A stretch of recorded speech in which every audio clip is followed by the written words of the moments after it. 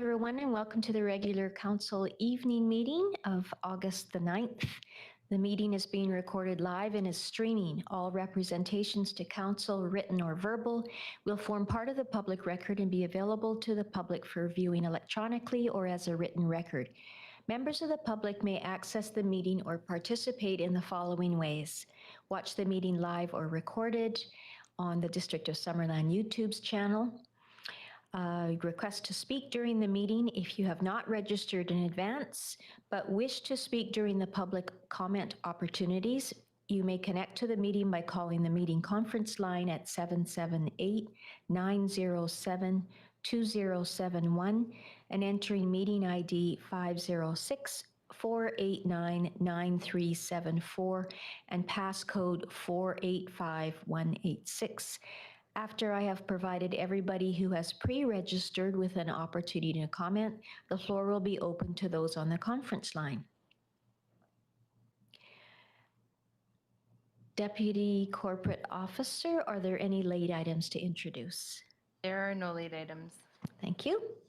I'll call for approval of the agenda, please. Councillor Van Elfen, Councillor Patton, all in favor?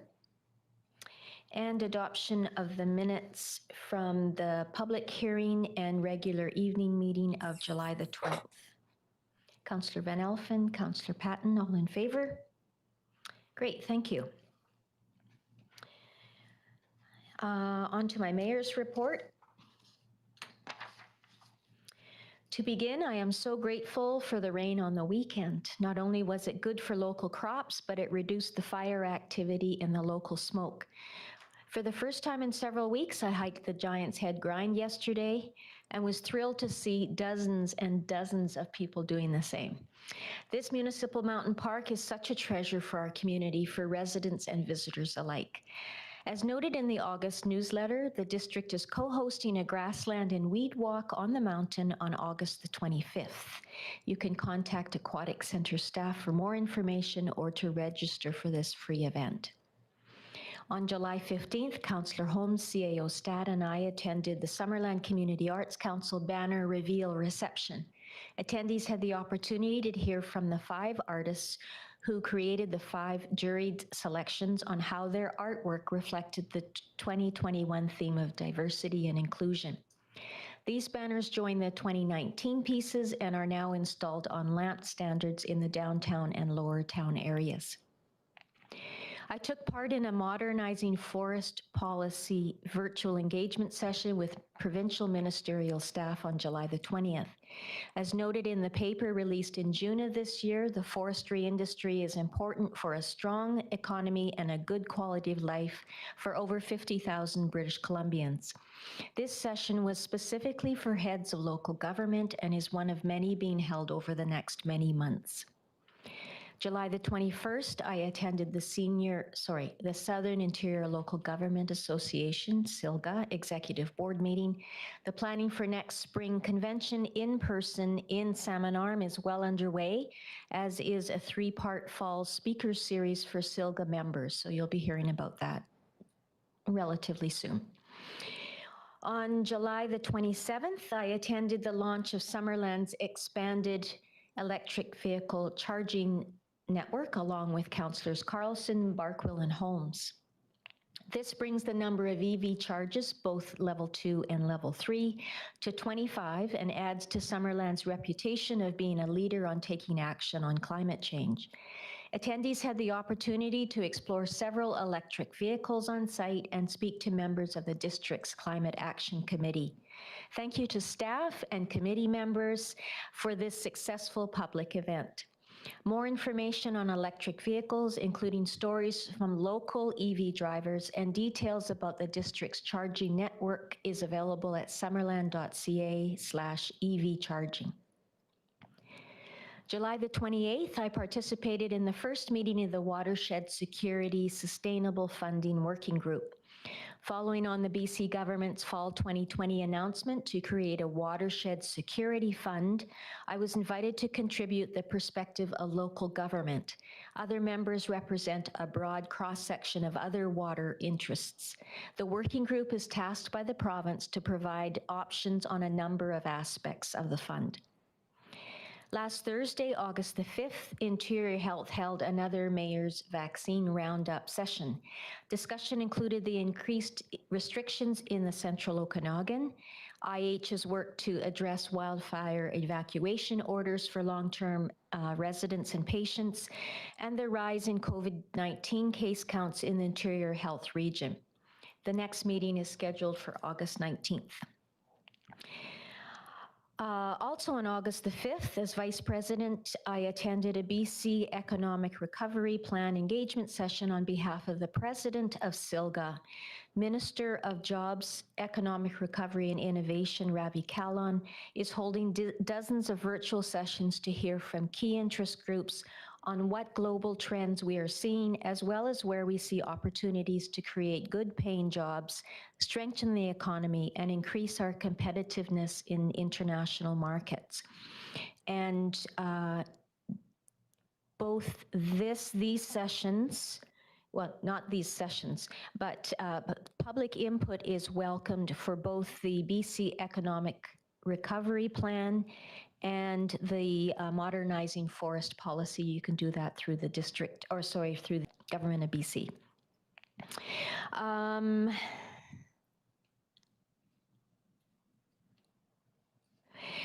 The Regal Arts Festival, just a reminder, the Regal Arts Festival opens this Saturday with a local musician and his group at Lunescence Winery, and Councillor Carlson is going to be speaking on behalf of the district in opening that event. Just this afternoon, we got an IH update of a public invitation to join a COVID-19 telephone town hall. It's for anybody that lives in the Interior Health region. It's August the 11th, so that's Wednesday at 7 p.m. There's more information on the Interior Health homepage, and I'm hoping that soon it will be up on our Summerland, on our homepage as well. And that's it. Thank you. On to the CAO report. Thank you, Your Worship. I'm pleased to inform Council that the Hunters Hill development has achieved substantial completion of the Phase 1 portion of development, which allows occupancy to take place in the homes that are ready for that purpose. There are 26 regular family lots in Phase 1 of the project. Regarding Phase 2, substantial earthworks have been completed with a rough grading target completion date at the end of August. Detailed design for the utilities and roadworks have been submitted, and district staff are reviewing presently. There are 31 single-family lots proposed in Phase 2 with a mixture of walkout rancher and walkout lot types, all with incredible views of Summerland and many of the lake. Lot sizes are generous in keeping with the semi and rural urban character of the adjacent areas. Phase 3 is already starting to take shape as the fill for that site is coming in large part from the earthworks being completed in Phase 2. Last week we had a power outage, and that affected 850 customers residing in Summerland. It was from a passenger vehicle hitting a power pole. And I just want to say I'm proud of the quick response of our electrical, fire, water, works, and IT teams that saw the restoration of the power to customers very quickly. It was a big team effort to get the power back on for all residents quickly and to keep the community informed about this issue. The request for proposals for the construction of the solar and battery project has been posted with a closing date of September 7th. We are excited about moving into the next stage of the project, which will see steps taken to prepare the site and ultimately construct the solar facility that will have the capability of powering 100 homes. Council also received a presentation this afternoon on the eco-village concept in the immediate vicinity of the solar project, which staff have been exploring with area property owners, recreational groups, and the Penticton Indian Band. Due diligence is being performed on environmental and other planning considerations for both sites to ensure we maintain the district's high standards for development in these areas. Our water storage levels continue to drop at a typical rate, and things are looking good with no immediate concerns. The district's decisive action to move to stage 2 water restrictions early in this summer season has also helped the demand side of the equation, with the water treatment plant operating at below 60 megaliters per day over the last few days, and lower flows are expected. This is well within defined operating parameters for this facility. The Garnet Reservoir is also in good shape currently as well, both in terms of volume of water and algae. The Eisentalk Reservoir has been almost completely drawn down now and will no longer be contributing to the Trout Creek flow next week to allow for the planned install of the water outlet pipe. As noted in our most recent newsletter, the Aquatic and Fitness Center will be in shutdown mode from August 28th to September 12th, reopening on the 13th of September. The reason for the shutdown each year around this time is to conduct needed maintenance. During this time, the center is not providing its regular services. More information will be forthcoming on the district website and Facebook for residents who regularly use the service offerings at these facilities. And that's my report. Thank you, Madam Mayor. Thank you. Corporate Officer, sorry. Deputy Corporate Officer, do we have anyone on the line for public comment? Madam Mayor, there are 4 people on the line, but I believe they're all associated with upcoming development related reports. Okay, thank you. So we'll move on to the first of the development reports, 9.1 Development Variance Permit for 8215 Giants Head Road, DVP 21-019.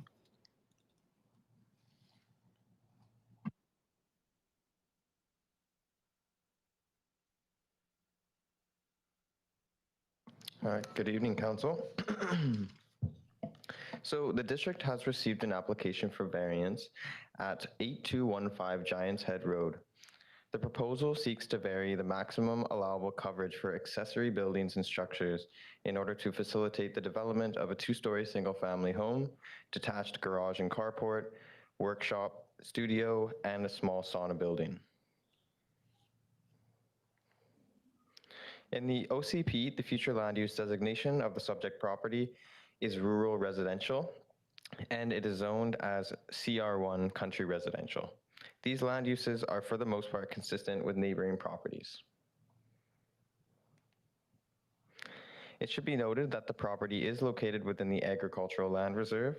No approval is required. However, a referral was submitted to the Agricultural Land Commission and the Ministry of Agriculture. A letter of correspondence was received from the ALC. Staff noted that they understand that the increase in the accessory building lot coverage from 46 square meters is fairly conservative, and as such, they did not object to the issuance of the variance. A letter of correspondence was also received from the Ministry of Agriculture, Food and Fisheries.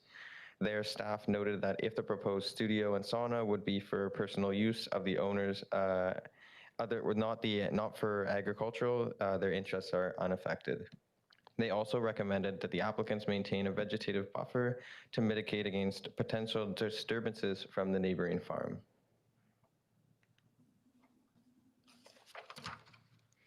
As the subject property is not connected to municipal sanitary sewer, a referral was sent to Interior Health. A letter of correspondence was received from Interior Health. Interior Health staff noted that they do not support the issuance of the variance due to the following land constraints: small parcel size, large portion of the property is greater than 30% slope, the limited area of undisturbed soil available for sewage systems. District staff do acknowledge these concerns. However, a septic system approval by a registered on-site wastewater practitioner will be required prior to any building permit that is issued. If no such system can be approved, no development will occur. Within the CR1 country residential zone, the total allowable lot coverage is calculated at 20% of net lot area. Net lot area means the total area of the lot, excluding any area that exceeds 30% in slope or has been protected as an environmentally sensitive area by a Section 219 covenant or a development permit. As a result, a large portion of the property is over 30% slope, 836 square meters to be exact, must be excluded from the lot coverage calculations, which is quite a disadvantage to the property. The total allowable lot coverage within, just started the same. The total allowable lot coverage within the CR1 zone for this particular property is 20% of the net lot area, which works out to 260.5 square meters. The total proposed lot coverage for all buildings and structures on the property is 227 square meters, which meets the bylaw standard for total lot coverage. The proposed development is therefore compliant with the general lot coverage limit. However, accessory buildings are further restricted to a maximum of 25% of the allowable lot coverage of the site, or 75 square meters, whichever is greater. In this case, the total proposed coverage for accessory buildings on the site is 117.55 square meters, which exceeds the bylaw allowance of 75 square meters by a total of 42.55 square meters, which represents an increase to accessory building lot coverage of an additional 56.7%. Generally, the purposes of restricting lot coverage is to establish building massing and limit impermeable surfaces on a lot to accommodate stormwater infiltration. The proposed lot layout leaves adequate area on site to allow for this infiltration to occur without concern. Though the proposal is not in compliance with the accessory building lot coverage provision, it does comply with all other zoning regulations, including being under the total allowable lot coverage for all buildings. Further, if the proposed studio and dwelling were attached, then the proposal would fully meet zoning and not require a variance for construction. Based on these factors, and due to the proposal's limited impact on overall neighborhood character and groundwater infiltration, staff are supportive of the variance. Thank you. Thank you, Alex. Staff, do you have questions? I mean, not staff. Council, do you have questions of staff? I just have one question. Is it proposed that the septic, like there already is a septic system there, it will be in the same place? Yeah, so through the chair, I believe that is the plan. They will be fully redoing their septic system for this development. And then I would assume they will choose the same location. That's the location that has been shown at this time on the site plan. Okay, good, thank you. Could I have someone bring forward the staff recommendation or something else if you choose? Councillor Holmes. I'll move the staff recommendation that council authorizes issuance of a development variance permit DVP 21-019 for the property located at 8215 Giants Head Road, and that a variance to the following sections of zoning bylaw 2000-450 be granted. Accessory building lot coverage section 917B2 to vary the maximum lot coverage for accessory buildings and structures from 75 square meters to the 117.59 square meters proposed. Thank you. Councillor Van Elfen is seconding. Any further discussion? Councillor Barkwell.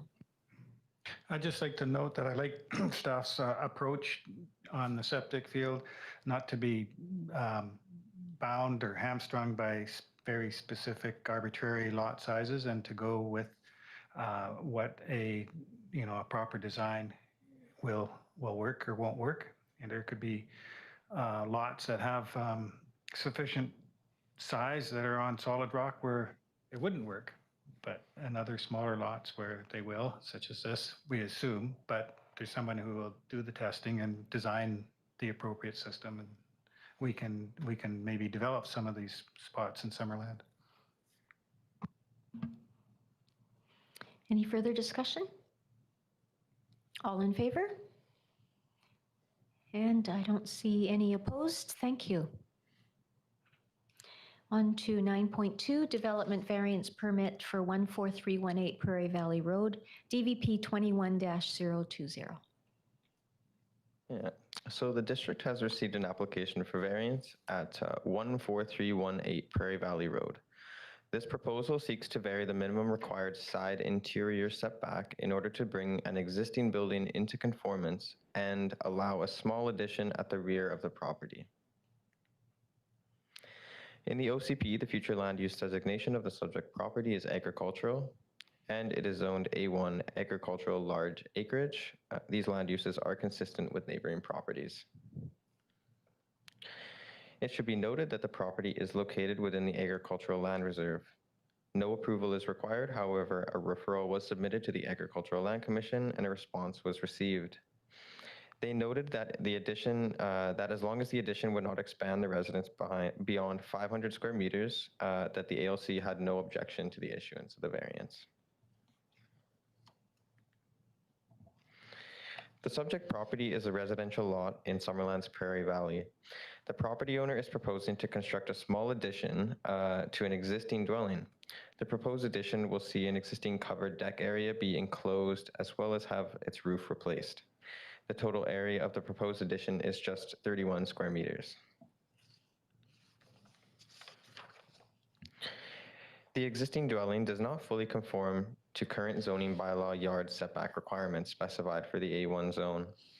When an addition is proposed to a non-conforming structure, the non-conformance must first be addressed before the development can proceed, and the building permit can be issued. As such, in order to facilitate the proposed addition, a variance has been requested to section 8.1.6A3 of the zoning bylaw to reduce the required interior side setback from 4 meters to 0.45 meters to bring the dwelling into conformance. While reducing setbacks on residential properties is seldom encouraged because it can disrupt from the form and character of a neighborhood, the variance proposed is not anticipated to negatively impact the streetscape. The house has been encroaching into the setback since it was built in 1987. The proposed small addition will not further encroach into this required setback. When new development occurs to a non-conforming property, it is an opportune time to bring the property into conformance with the zoning bylaw through the approval of a variance. As such, staff recommend approval of the proposed side interior setback variance. Thank you, Alex. Any questions of staff? I just have one. I didn't see any correspondence related to this item. Can you confirm that, Dallas? There were no written submissions received for this variance. Thank you. Okay, Councillor Van Elfen. Thank you, Madam Mayor. Just question through the staff. Correct me if I'm wrong. So it's AL, it's agriculturally zoned. We don't have to confer or to engage the ALC on this? So through the chair, we sent a referral to the Agricultural Land Commission, but no, it didn't require any approvals like non-adherent residential or anything like that from them at this time. So can I ask why then we do so if we're not necessarily required to?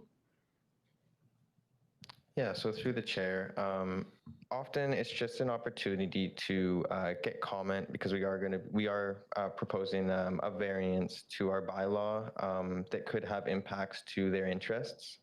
So oftentimes it's more of a better safe than sorry type of thing, and good to sometimes good recommendations come out of it. So yeah. Anyone else? Someone like to bring forward the resolution, please? Councillor Van Elfen. Thank you, Madam Mayor. That council authorize assurance of development variance permit DVP 21-020 for property located at 14318 Prairie Valley Road, legally described as Lot 1, District Lot 508, Osoyoos Division Yale, District Plan KAP 44117, and that a variance to the following section of zoning bylaw 2000-450 be granted. Side interior setback sections 8.1.6A3 to vary the minimum side interior setback from 4 meters to 0.45 meters proposed. Thank you. Is Seconder, Councillor Holmes. And further discussion? Call the question. All in favor? Any opposed? Carries.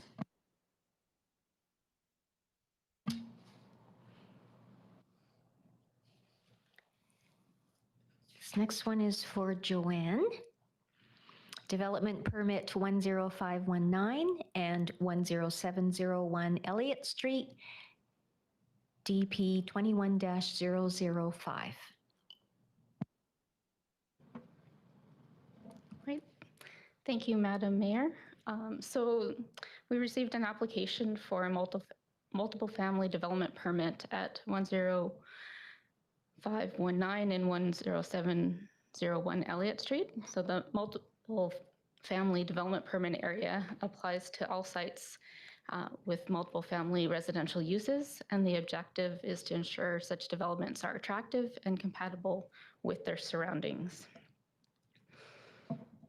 The subject properties are located on the periphery of downtown and are designated as medium density residential in the official community plan and zoned residential medium density, which is RMD.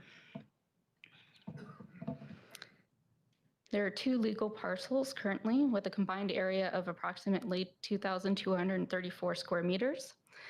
Each currently contains a single detached dwelling. However, Elliott Street is a transitional street based on the zoning designations for the majority of parcels in that area, which are designated as RMD. So this development will be the second townhouse development along this side of Elliott Street. The applicant is proposing to remove the interior lot line between the 2 properties to consolidate into one lot to facilitate the construction of a 12-unit townhouse development. The proposed development is comprised of 4 buildings, 3 townhouse units in each that are accessed from a shared central driveway. The development permit evaluates the proposed site design, building design, parking and access, and landscaping for this property. This item was referred to the Advisory Planning Commission.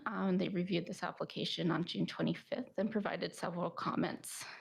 In response to the APC's comments, the applicant has provided 2 additional visitor parking stalls for a total of 4 parking stalls in response to APC comments that there was too few visitor stalls available on site.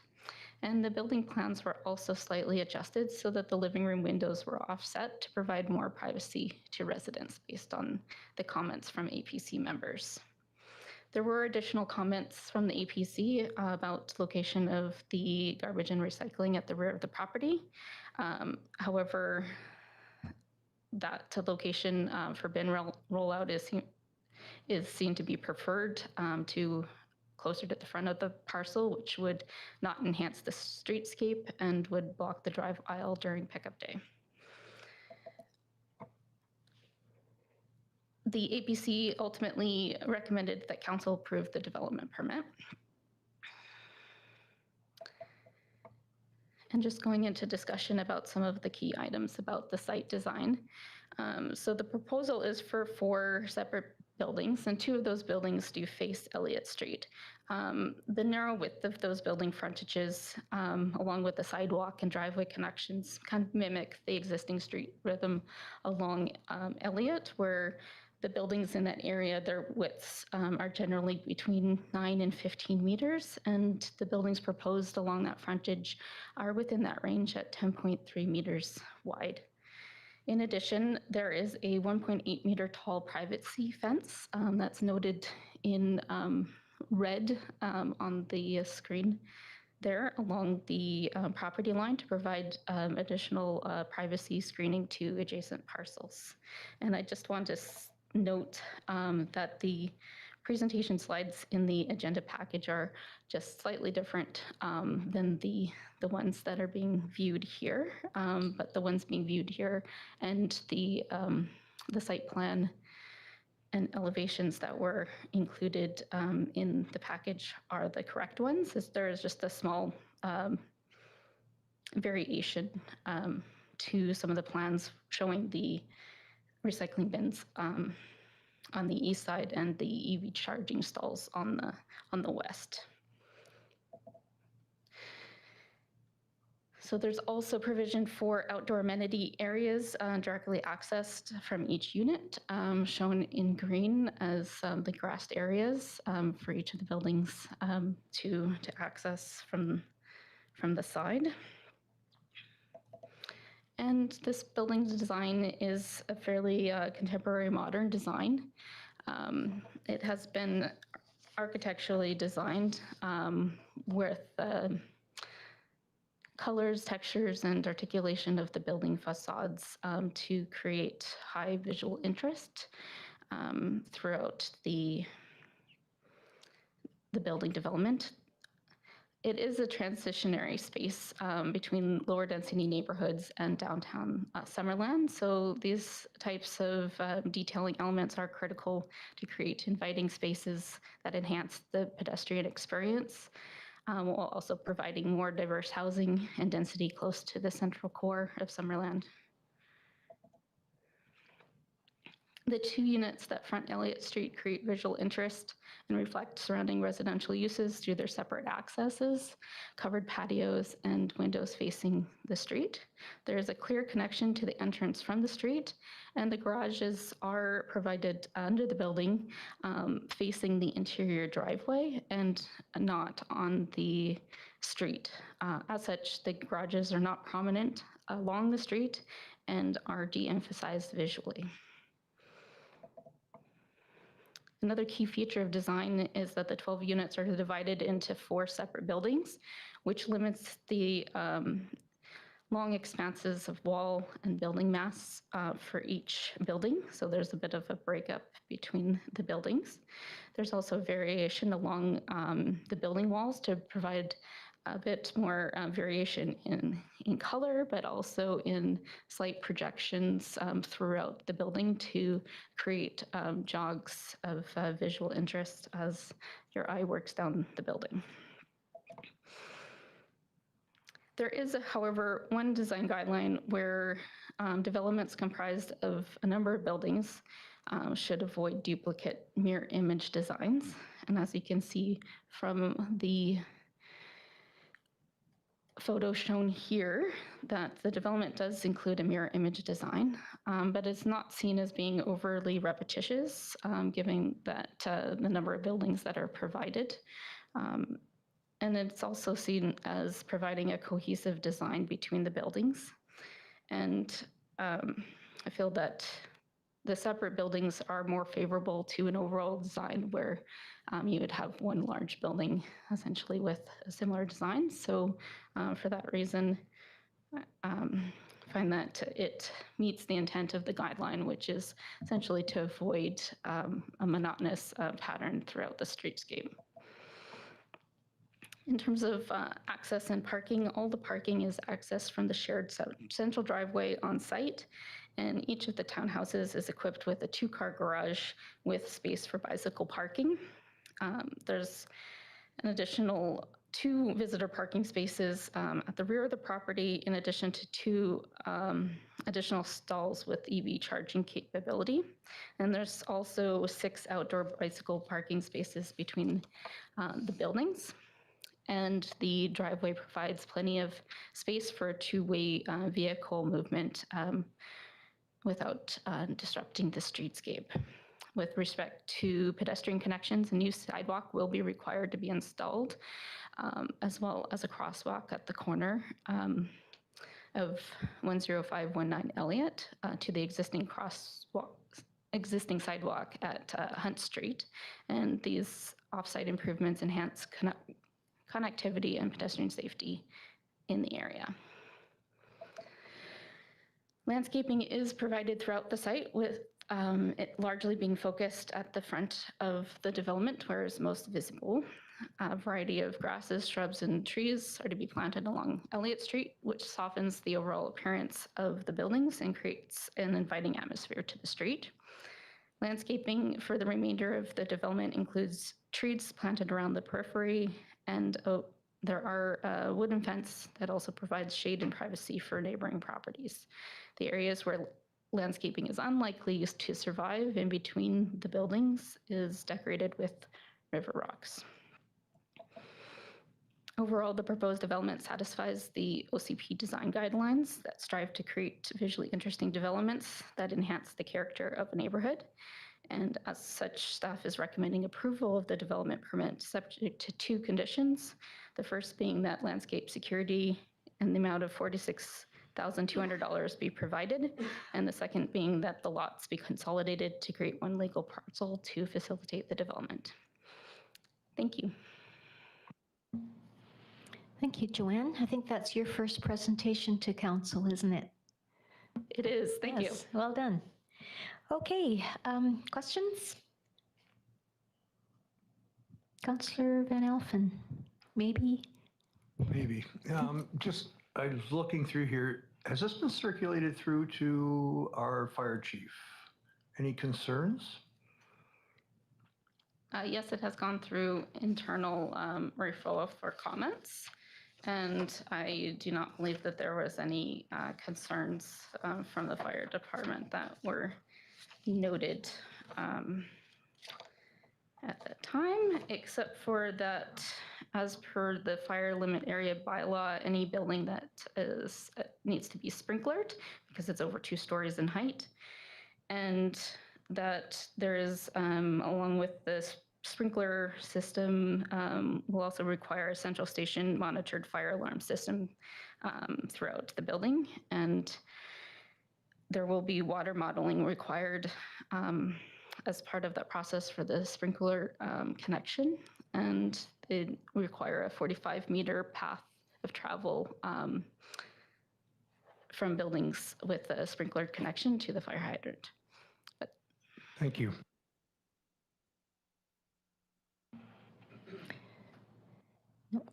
Any other questions? Did you want to bring forward? Thank you. Thank you, Madam Mayor.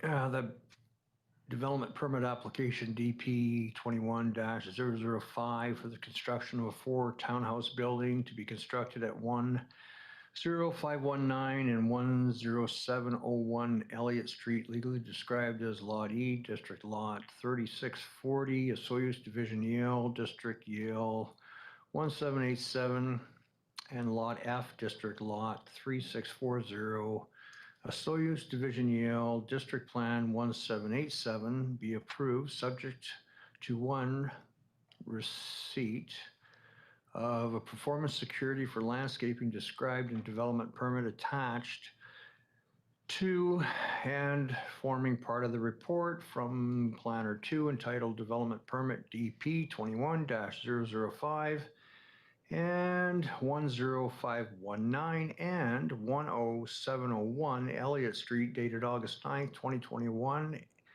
and 2 lot consolidation. Thank you. You're getting much better at that. Yeah. Seconder? Councillor Barkwell, thank you. Now that Councillor Van Elfen's done all the heavy lifting, I'll give it You'll a second.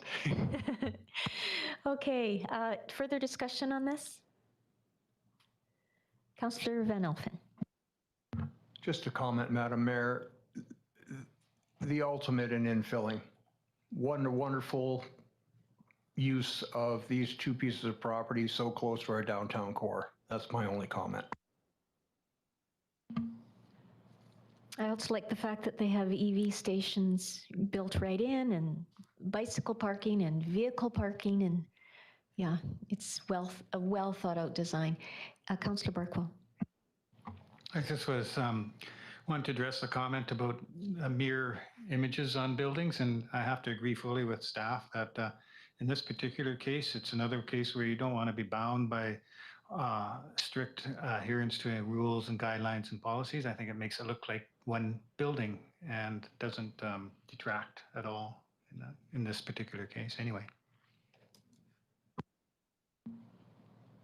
Okay, I'll call the question. All in favor? And none opposed. Thank you.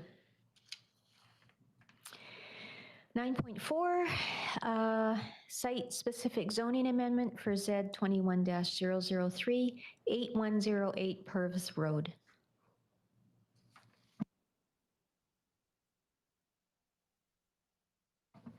All right. So an application has been received to amend the future land use designation at 8108 Pervez Road from low-density residential to low-density residential intensification, and for a site-specific text amendment, site-specific text amendment to the zoning bylaw to allow for the subdivision of 8108 Pervez Road and ultimately the construction of 2 front-to-back duplex units. The site-specific zoning amendment seeks to reduce the residential duplex housing minimum subdivision regulations with respect to minimum lot area and minimum lot width. Because the minimum lot area can only be varied through a rezoning due to it being a density requirement, the applicant is proposing a site-specific rezoning with a reduced lot area. In addition, the OCP designation amendment is required to allow for the additional density with the placement of the low-density intensification zone, with the placement of the low-density residential intensification designation. This application was presented to the Advisory Planning Commission on February 26, 2021.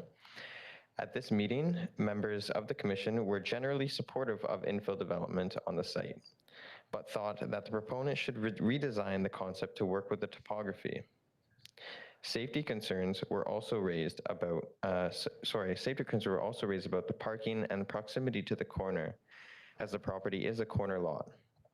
Lastly, members encouraged the proponent to consider a fourplex design as opposed to duplexes. Although it is not required for applicants to come back to the APC after receiving initial comment, the proponent in this case voluntarily requested to go back before the commission in an effort to gain support before proceeding to council. So the Advisory Planning Commission again considered the updated application at their meeting on March 26th, 2021. Comments from the APC included that the revised layout was an improvement and that the changes to the parking and overall design are more functional. Some members did reiterate previous concerns about that the lot would be better developed with a fourplex, particularly as discussions around the downtown plan are moving forward. Ultimately, however, the APC did recommend support of council on this application. The developer held a public information meeting for this proposal on June 7th, 2021. The meeting was held over Zoom and included a presentation from the developer's agent and allowed for participants to ask questions afterwards. Notification for this meeting was provided with a local newsletter ad, a development sign was posted at the site, and letters were delivered to all properties within a 60-meter radius of the proposed development lot. 4 attendees joined the meeting from the neighborhood.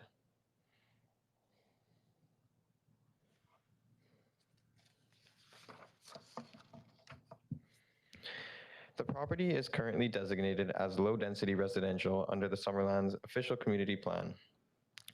The need to amend this designation is a result of the proposed density of the duplex development.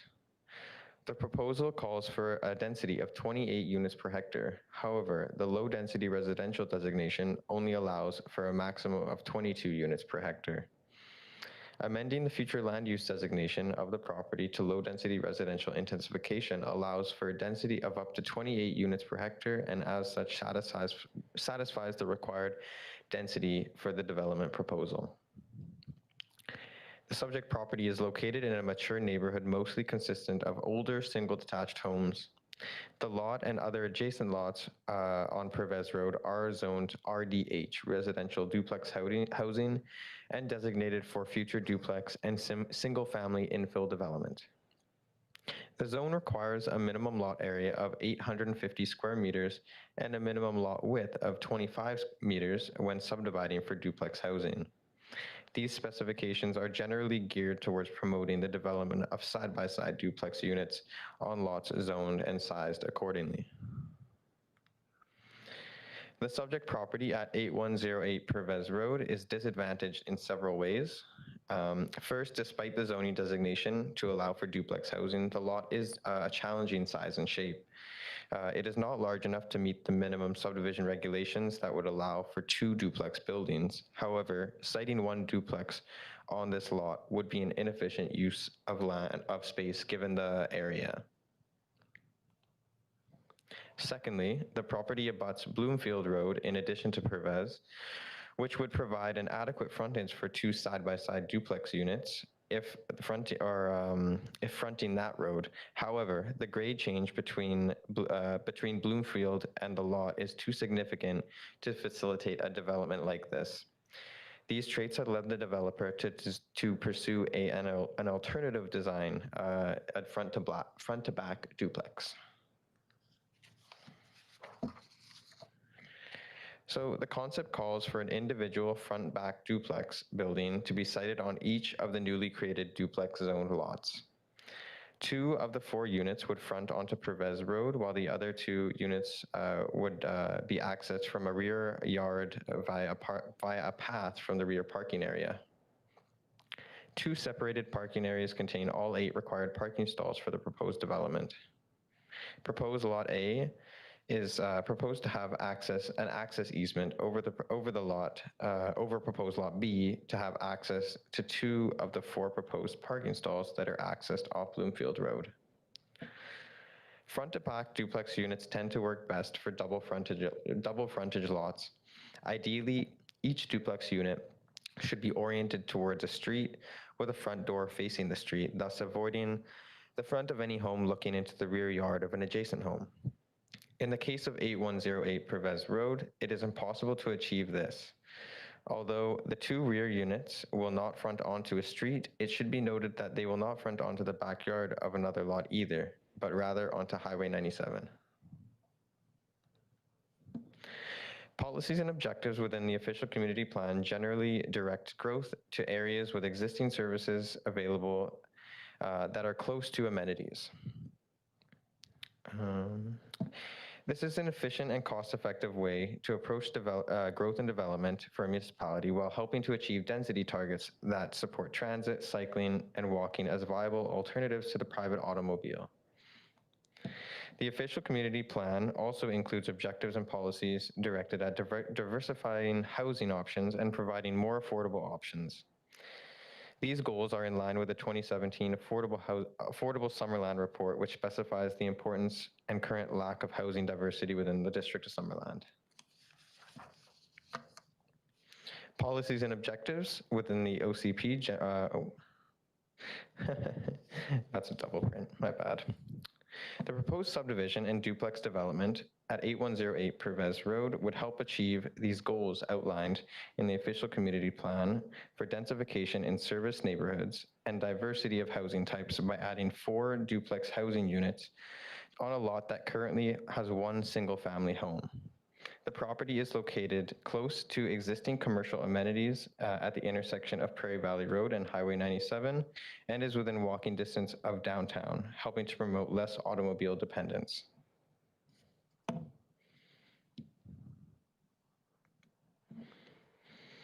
In the addition of housing variety through small form duplex units and 4 additional residential units in the place of the current 1 single family home, and in an area in close proximity to amenities and services is seen as a way of encouraging gentle densification to help the district meet its housing supply needs. In addition, the applicant made changes to the proposed parking area configuration and unit access on the site to accommodate design concerns from the APC. For the above reasons, staff recommend that the rezoning application be provided first and second reading and proceed to a public hearing. Thank you. Thank you, Alex. Any questions? Okay, again, I have one, and it has to do with parking. If we look at the overall site plan, it's just after the second photograph. Yes, that one. How many parking stalls are shown there on Purvis Road? Yeah, so through the chair, along Pervez Road, there will be 4 parking stalls. Okay, and then an additional 4 in the back. That's correct.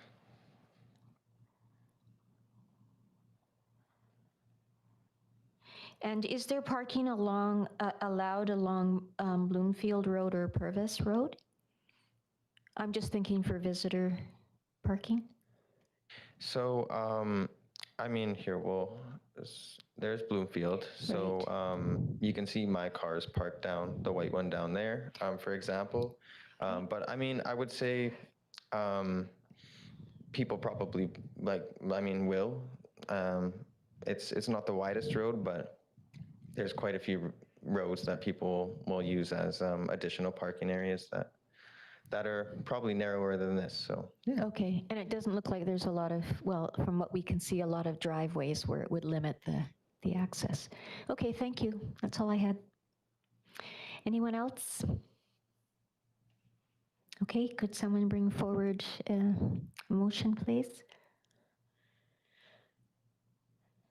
Let's give Councillor Van Elfen a break. Thank you, Councillor Carlson.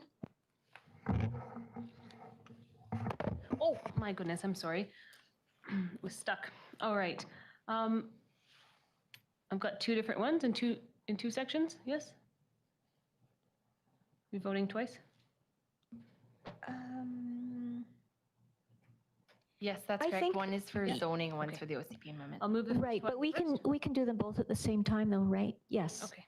Was that what your question was? yeah, if you- Yeah, just read them both at the same time. I'll move that the official community plan amendment bylaw 2021-008 at 8108 Purvis Road be introduced and read a first and second time, that a public hearing be held on September 27th, 2021 to receive public feedback on OCP amendment bylaw 2021-008 at 8108 Purvis Road. And number 2, that the zoning bylaw amendment at 8108 Purvis Road, bylaw 2021-009 be introduced and read a first and second time, and that a public hearing be held on the 27th of September to receive public feedback on zoning bylaw amendment number 2021-009 at 8108 Purvis Road. Thank you. Seconder, Councillor Van Elfen. Further discussion? Call the question. All in favor? And none opposed. Thank you.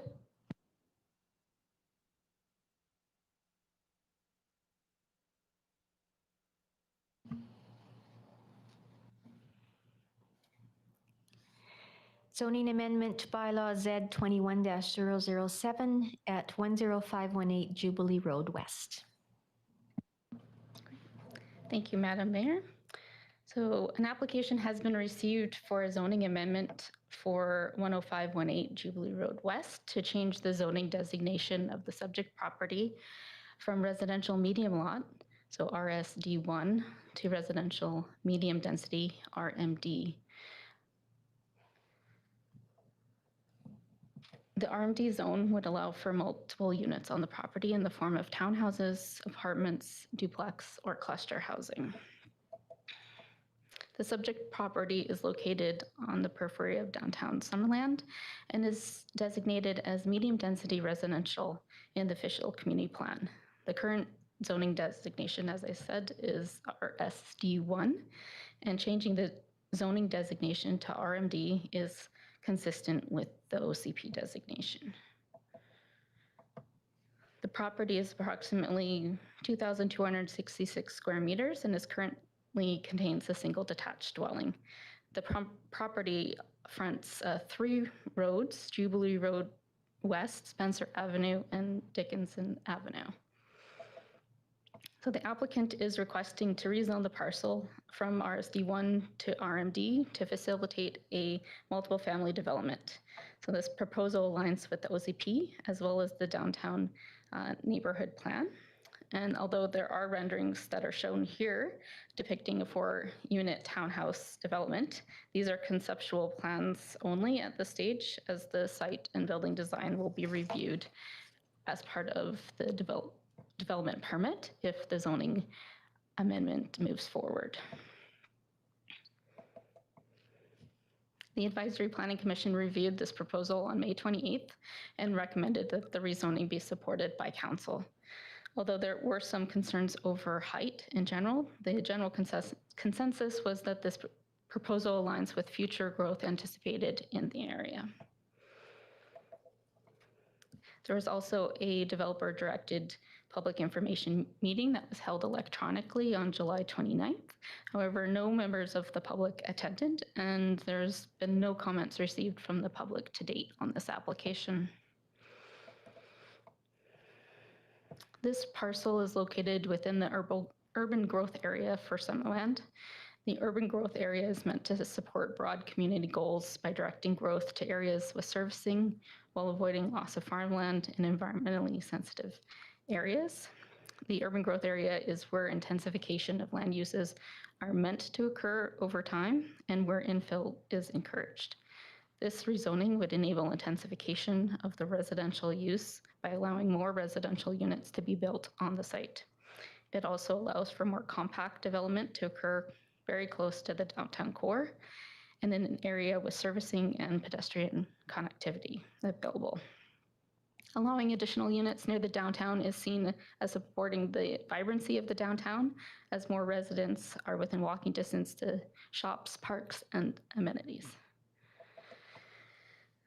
The current zoning of RSD1 only allows for one principal dwelling unit, which is a lesser density than what is supported under the medium density residential OCP designation.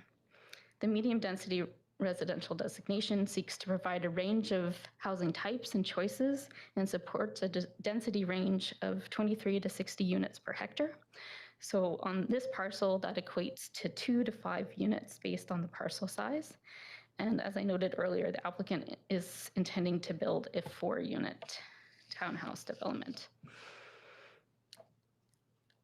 This parcel is also included within the scope of the downtown plan, and one of the key focuses of this plan is to consider additional density close to the downtown. If this rezoning occurs, the multiple family development permit area will apply, as it automatically applies to all multiple family uses, and the form, siting, and character of the proposed development will be evaluated in relation to the design guidelines. This is in an area of transition where both sides of Spencer Avenue are currently single detached dwellings. As such, the site design elements such as screening will be important elements to lessen impacts to adjacent lands moving forward. However, as I previously mentioned, the plans at this stage are conceptual, and the application for consideration today is for the zoning amendment, not for the form and character of the specific plans. If the rezoning is to move forward, then the development permit application will be brought back to council for consideration. This proposal is seen to directly align with the OCP, and as such, it is staff's recommendation to provide first and second reading of the zoning amendment bylaw and schedule a public hearing for September 27th. Thank you, Madam Mayor. Thank you. Questions? Councillor Holmes. Yeah, thank you. All those lots between Dixon and Spencer are, they take both roads, right? They're in between both roads. And I'm just wondering if is there kind of an accepted what's the front and what's the back for those lots? And if so, presumably this development will conform to that? Or is it just kind of haphazard? So through the chair, this one being at the end, in the zoning bylaw, the front is the shortest setback or shortest property line that abuts a street. So this one actually fronts 3 streets. So technically the front is on Jubilee for this parcel. You'd have to evaluate each of the other parcels that run down the street to determine which one is the shorter side. So to follow up, so this development, those townhouses will face Jubilee, or will they face Dixon or Spencer? I got the impression from the renderings that the side will be Jubilee. Yeah, so the access point will be from Dixon Avenue. Okay, so that'll be the front yard. Dixon will be their front yard. technically not according to the zoning bylaw, but for functionality, it will function like the front. Okay. Yes. And if I remember correctly, most of the houses along those streets, they front Spencer. So I'm just wondering if that's, and people's backyards back onto Dixon. I think that's how most of the houses are along there. I'm just wondering, maybe that's not a problem. It's kind of a strange configuration anyway, I know, so.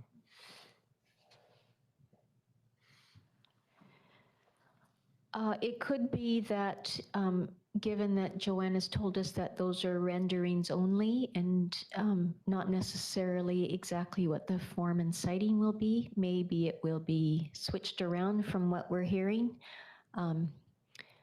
But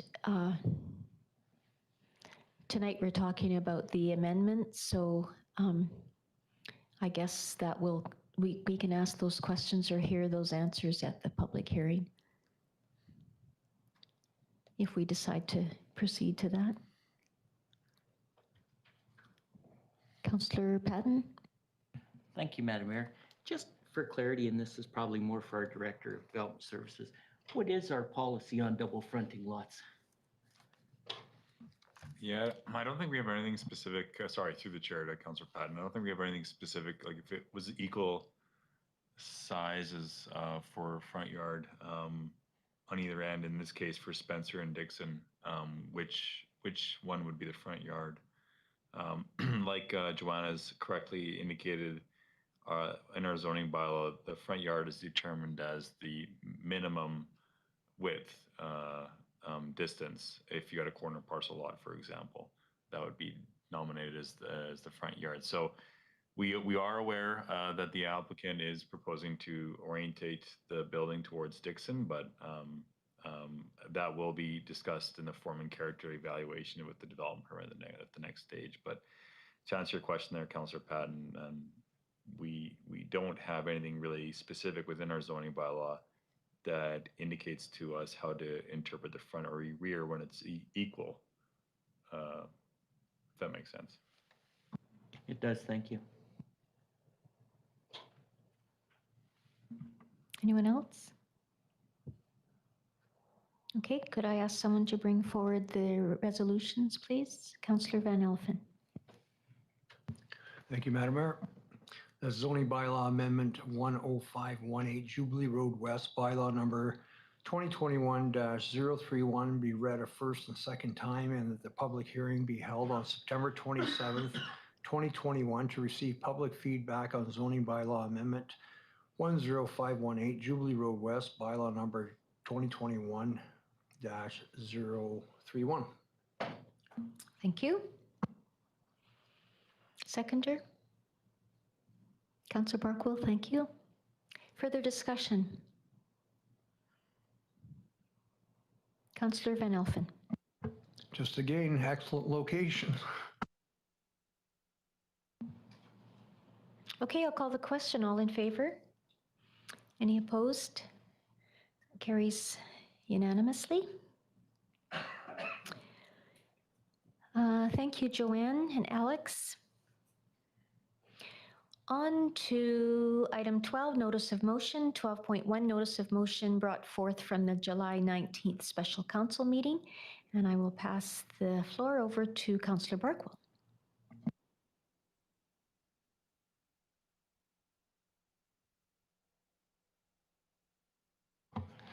As a marina is being proposed that would be anchored at the Oasis waterfront development, and that the current zoning WZ3 of the water in this area would permit a marina, and that the current zoning would only require a referral to the provincial government to allow for a marina use. And further that, rezoning of the water would require a public hearing, which would allow council to hear from the public concerning the merits of the proposal.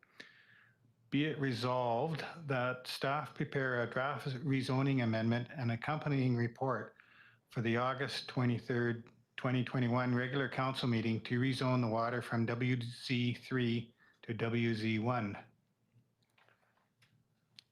And that's my motion. Anybody second that? Councillor Holmes? Thank you. Would you like to carry on now, Councillor Barkwell? Not much to add, Madam Mayor. You know, I think the motion is rather self-explanatory. Okay, so you don't want to speak any further at this time?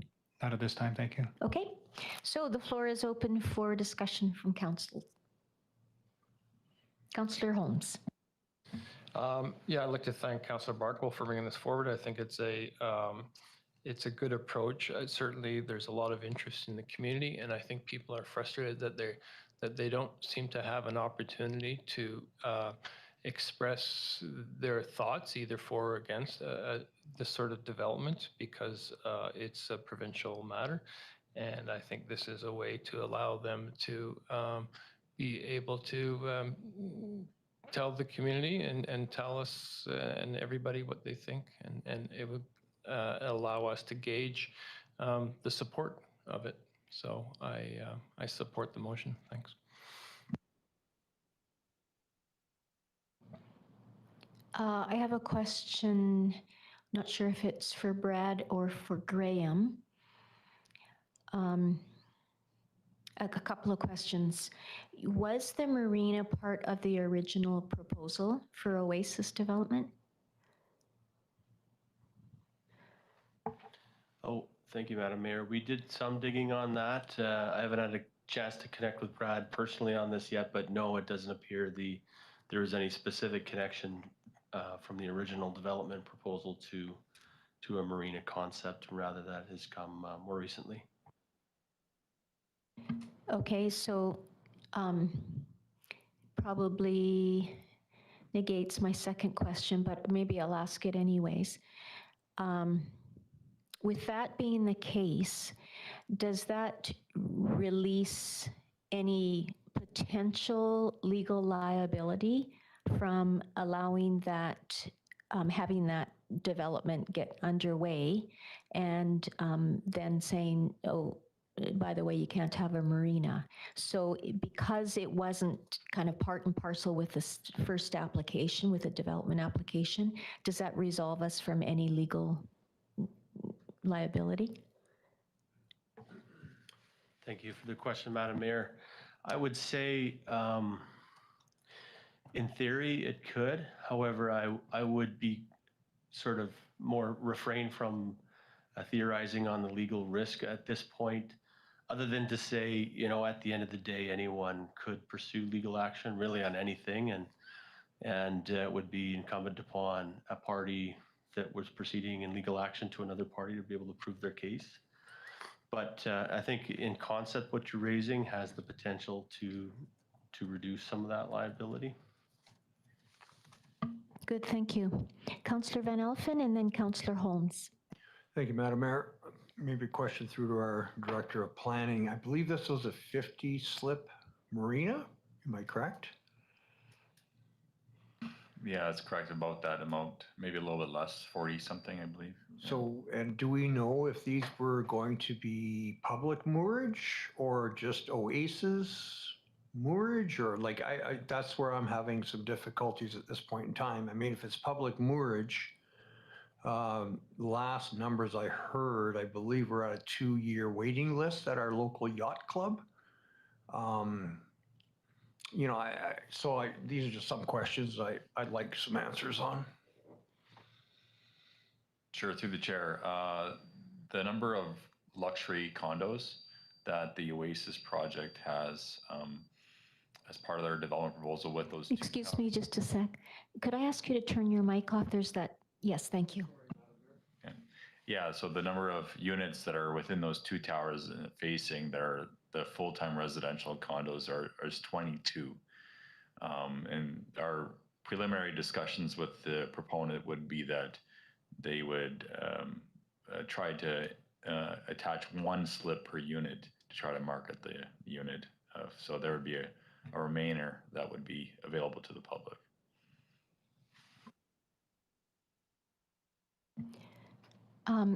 Did you just want to add to that response? And then I'll go back to you, Councillor Van Elfen.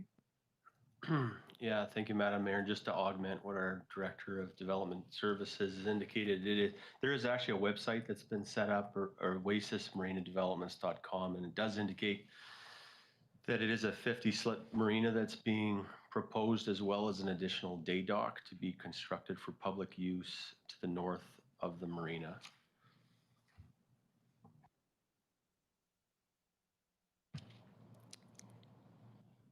Another question? I was just curious if conversations with Oasis, has there been any talk about partnering with the local yacht club?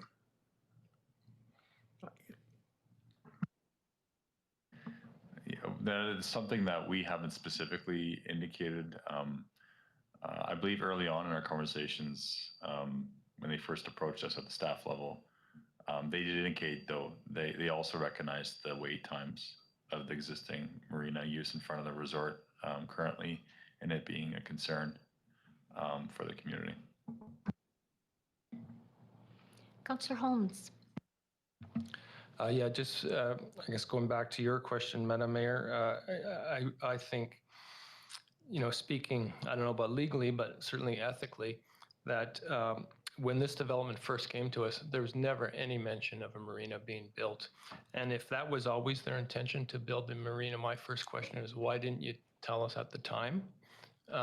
And if it's because it's a new idea, well, then it's a new idea. It's completely, it's you know, we're starting at scratch here. But if it was always their intention, then why did they hide it from us then? Yeah, I think those are fair questions, and I would certainly like to hear the answers from them. Councillor Barkwell. Yeah, I'm a little puzzled about the comment about marketing a unit with a marina, because as Councillor Holmes says, there was no marina to market with units. And my understanding is that they've been spoken for a long time before even the marina idea came forward. So it's, I don't know, but we'll hear from people and maybe get some of these questions answered when we go to a public hearing process. And that's what it's all about.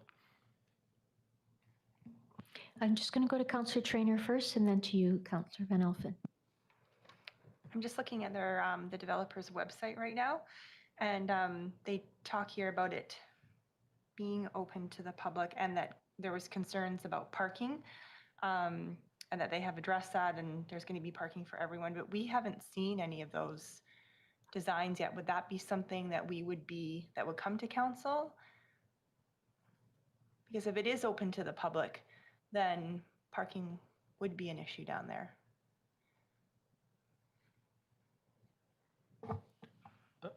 If I may, Madam Mayor, and through the mayor. So just so I'm clear, Councillor Traynor, are you talking about the marina proposal in particular, or the broader resort development? Because there is commercial access for that as well. Yes, sorry, the marina. Yeah, the marina use does require parking in accordance with our zoning bylaw. That was still something to be proven out with the developer. Still, we provided that commentary back to them with initial concepts that they provided us. This wasn't planned to come before council because, like Councillor Barkwell's motion indicates, that the water use zone already allows for a marina use, unless there was going to be a requirement for variance, for example, for parking. But in the event that we are going to a public hearing, I think it would be wise for the proponent to show us how they plan to address parking.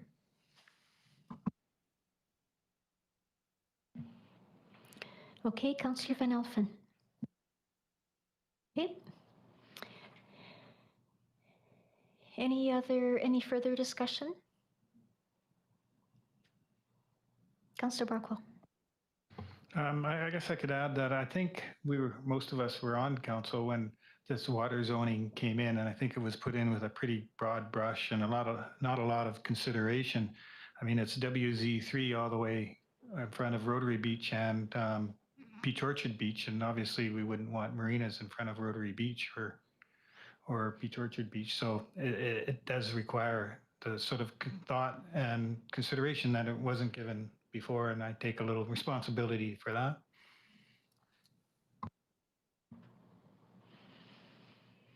Okay. Um, So I will call the question. All in favor? Any opposed? That carries unanimously. Thank you, Councillor Barkwell.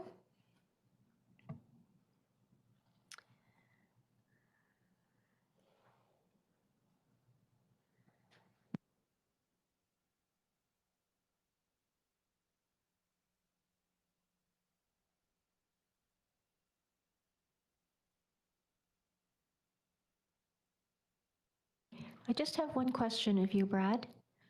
So the report for the August 23rd meeting, that's our next meeting, is that doable?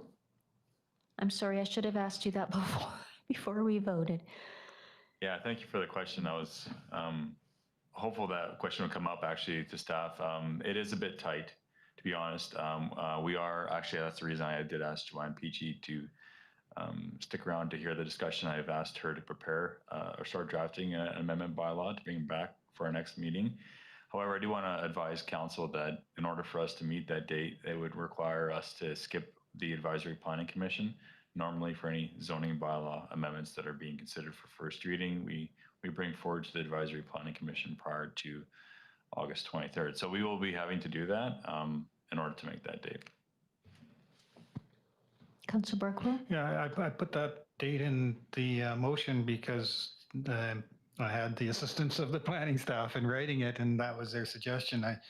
I don't want to rush things, and there doesn't appear to be any need to rush things. So I would like to put forward a second motion amending the previous one, and if we can get unanimous approval, I suppose that's permitted under the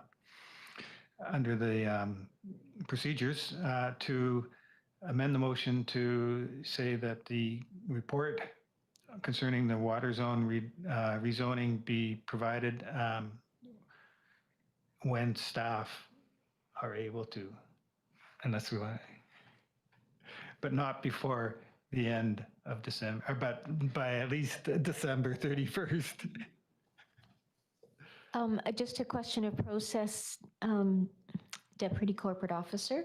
Is that the way to do that, or should we just rescind and then start a brand new? What's the best way to do that? You can pass or put forward a motion to amend the one that was just adopted. Okay, so thank you, Councillor Barkwell. Seconded by Councillor Van Alphen. Is there any discussion on this? All in favor? Great. And I apologize, Brad. I should have asked ahead of time. Good. Okay, good. Thank you, Council. Now on to correspondence. So we're at 13.1. There are 5 items of correspondence, including Councillor Holmes's RDOS report of July 22nd. Anything that anyone would like to bring forward?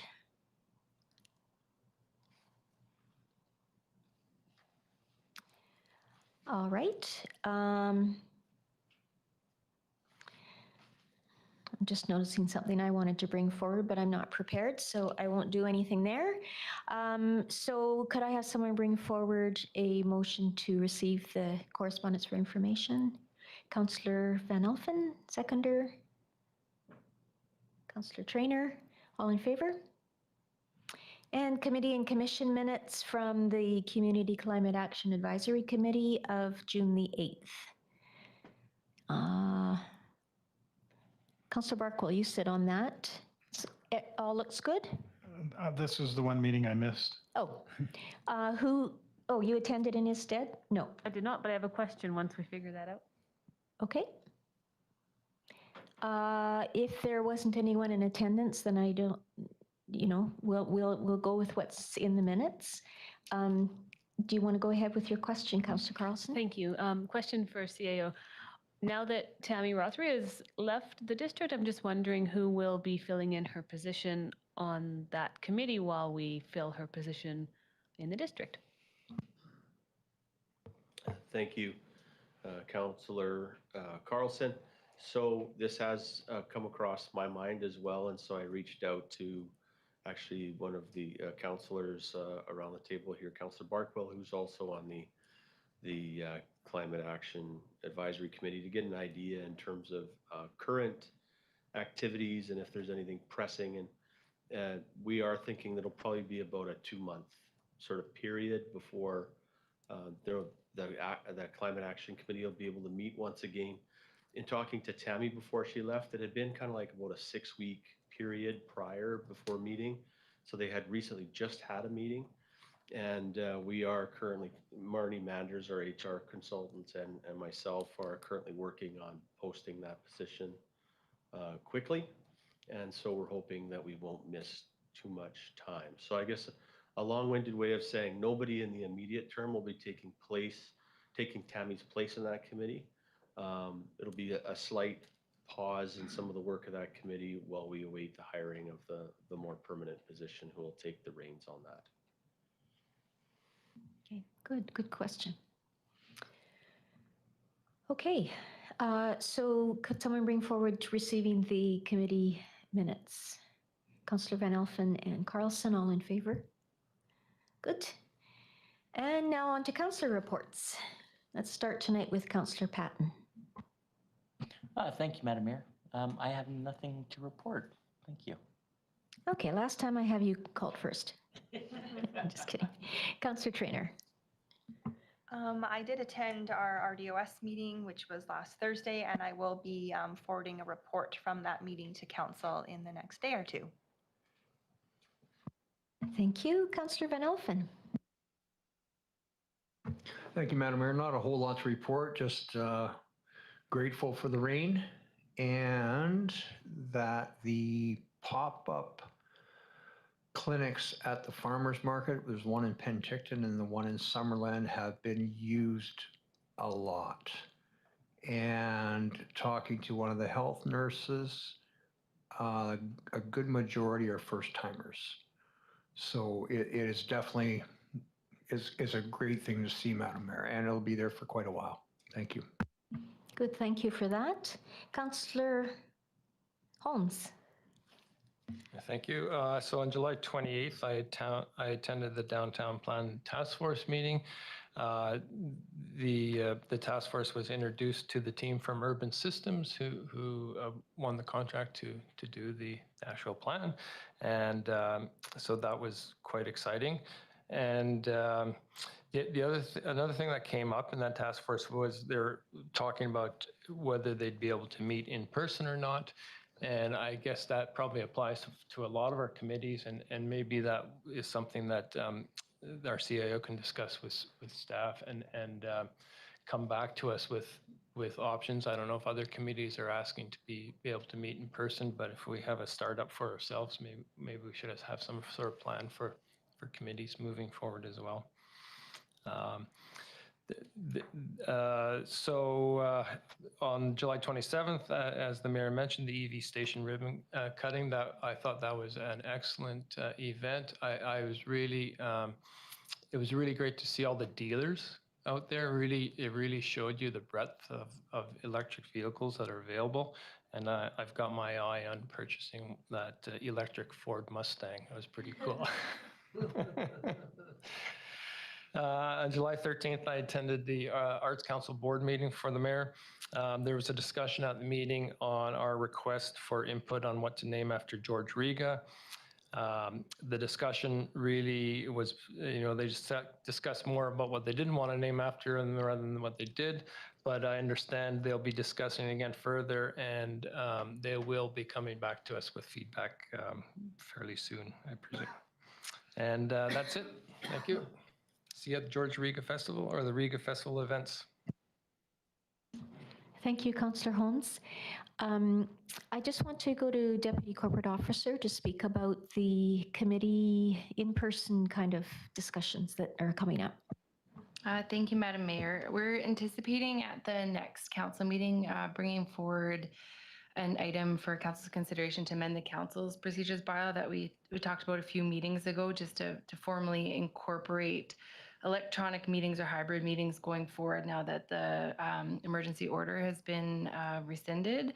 As part of that report and discussion, we were planning to include the return to public attendance at both council meetings and committee meetings. Just noting that we are watching quite closely what is occurring in the central Okanagan right now with the Delta variant and the effects on public meetings.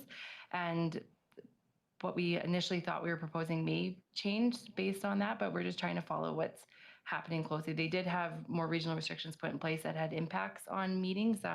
You still can have meetings, but you have to remain seated the whole time, which may be okay for committee meetings and council meetings, but for anything like a public hearing, it could be a little bit more difficult to have in-person attendance. So we are watching that and we'll be reporting back to council at the next meeting. Thank you. Councillor Carlson. For once, I get to report the same things as Councillor Holmes, except I didn't attend the Arts Council meeting, but I did go to the EV opening ceremony and went to that downtown plan meeting, which was really good. And I too am looking forward to Regal Festival. It's going to be a big week, lots of really nice events planned. And I think they've done a very good job of advertising this year as well. So I hope people will participate. Councillor Barkwell. I can only report that it's been hot, and other than that, that's it. Okay, thank you.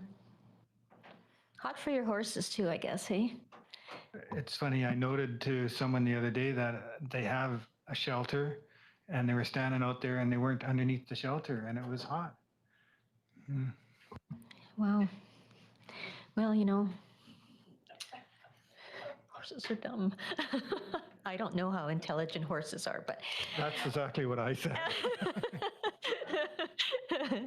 Okay. Second of tonight's comment opportunity for public and/or the media. Do we have anyone that wishes to speak? No? There's no one on the line. Okay. So I'll ask for adjournment, please. Councillor Traynor, Councillor Van Elfen, all in favor?